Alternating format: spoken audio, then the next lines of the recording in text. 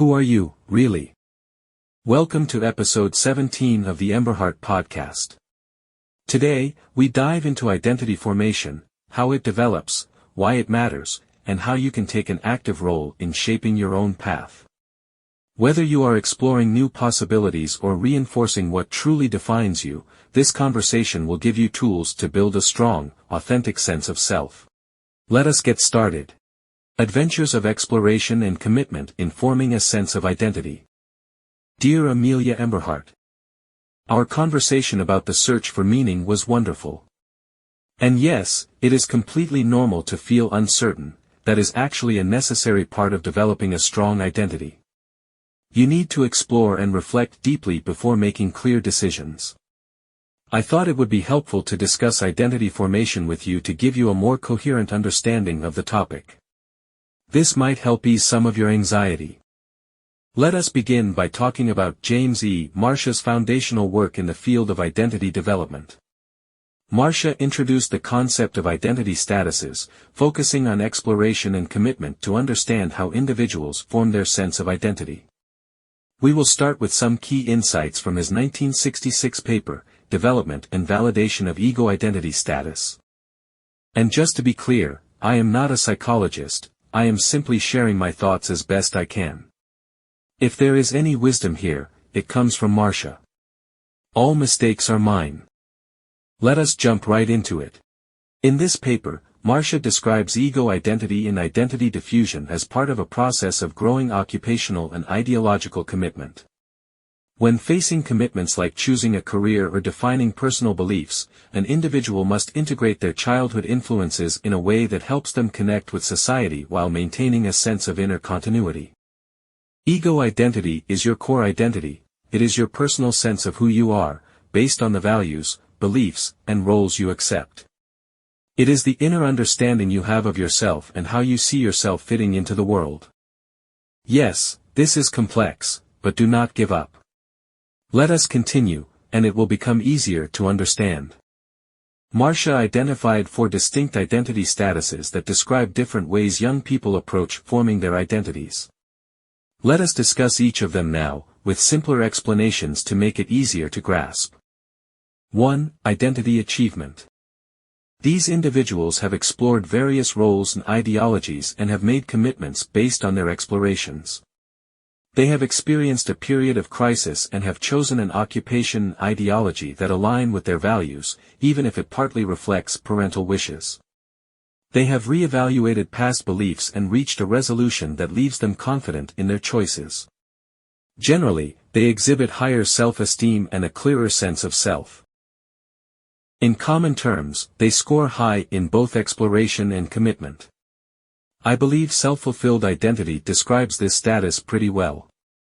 This is when a person has figured out who they are by trying different things and making thoughtful choices about their life. 2. Identity moratorium. These individuals are actively exploring different roles and ideologies but have not yet made definitive commitments. They are in a phase of ongoing exploration, struggling to balance their own desires, parental expectations, and societal demands. It can be a time of anxiety and confusion, as they wrestle with questions that may seem unresolvable. They are, in practice, going through a crisis period. We could define these individuals by high exploration but low commitment. Moratoriums often experience heightened anxiety due to their active search for answers. I simply call this an exploration phase, instead of using the term moratorium. This is when someone is trying different things and asking big questions about who they want to be, but they have not made any final decisions yet. 3. Identity foreclosure. These individuals have made commitments without undergoing an active exploration process. Their choices are often heavily influenced by external pressures, like parental expectations. They have not experienced a period of crisis but have adopted commitments that align with what others have planned for them. They are often becoming what others have prepared or intended for them to become as a child. This status can lead to a rigid sense of self, and if confronted with challenges that do not fit parental values, they may feel very threatened. Their self-esteem can be vulnerable to negative information. These individuals score low in exploration but high in commitment. Foreclosure subjects may adhere strongly to rules but can lack personal autonomy. I call this a pre-decided identity. This is when someone makes commitments based on what others expect of them, without exploring different options first. Be aware of yourself and what others are telling you to do or be. Pre-decided identity can be the most challenging status. Let us talk about this on another day, but remember, you do not want to end up in this status as you grow up. 4. Identity diffusion. These individuals have neither explored meaningful alternatives nor made firm commitments. They often seem disconnected, lacking direction or concern for making future plans. This status may involve apathy and difficulty forming meaningful relationships. They display low levels of both exploration and commitment, making it hard to find a sense of purpose. Diffusion often results in a sense of detachment and uncertainty about the future. I propose that unclear identity sums up this status quite nicely. This is when a person has not figured out who they are yet and has not put much effort into exploring their options. To put it all together simply, one must explore a lot, and one must make commitments. Both are needed to establish a strong identity. However, you should not feel pressured. As you continue on your journey, exploration will become deeper and more intentional.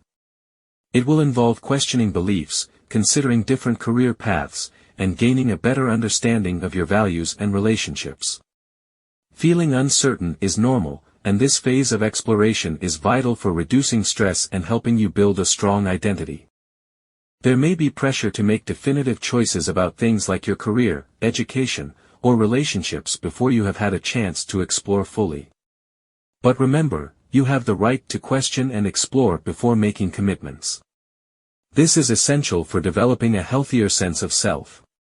I encourage you to make choices that feel right to you, rather than simply following what I or anyone else expects. While achieving a strong sense of identity is a goal, it is also important to understand that identity development is a dynamic process. Even adults revisit exploration and commitment as they grow. I have made significant changes in my own commitments just recently. It would not be a totally false conclusion that I have reached my self-fulfilled identity at a very mature age, only a couple of years ago. This helps illustrate that identity development is an ongoing journey. Finding clarity in one area does not mean you have to have everything figured out. I need you to see identity formation as an adventure you are on, rather than a test you have to pass. This is your moment. Take the command. That is a wrap for episode 17. I hope this conversation gave you something to think about as you shape your own path.